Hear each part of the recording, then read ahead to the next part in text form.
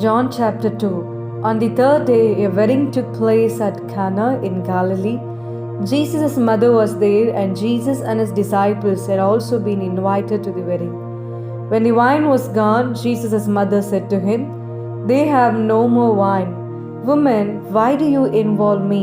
Jesus replied, "My hour has not yet come." His mother said to the servants, "Do whatever he tells you." Nearby stood 6 stone water jars, the kind used by the Jews for ceremonial washing, each holding from 20 to 30 gallons.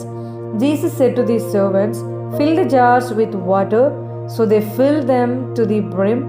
Then he told them, "Now draw some out and take it to the master of the banquet." They did so, and the master of the banquet tasted the water that had been turned into wine. He did not realize where it had come from, though the servants who had drawn the water knew. Then he called the bridegroom aside and said, "Everyone brings out the choice wine first, and then the cheaper wine after the guests have had too much to drink, but you have saved the best till now." What Jesus did here in Cana of Galilee was the first of the signs through which he revealed his glory, and his disciples believed in him. After this, he went down to Capernaum with his mother and brothers and his disciples. There they stayed for a few days.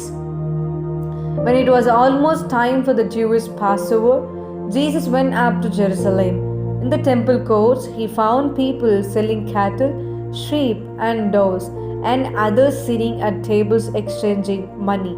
So he made a whip out of cords and robbed all from the temple courts, both sheep and cattle. He scattered the kinds of the money changers and overturned their tables. To those who sold doves, he said, "Get this out of here. Stop turning my Father's house into a market." His disciples remembered that it is written, "Zeal for your house will consume me."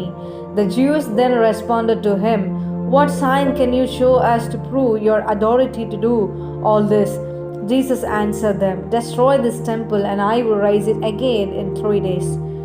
They replied, "It has taken 46 years to build this temple, and you are going to raise it in 3 days?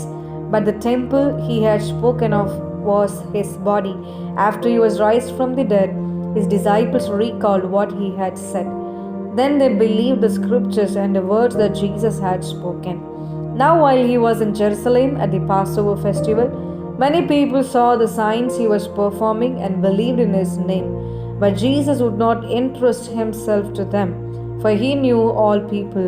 He did not need any testimony about mankind, for he knew what was in each person.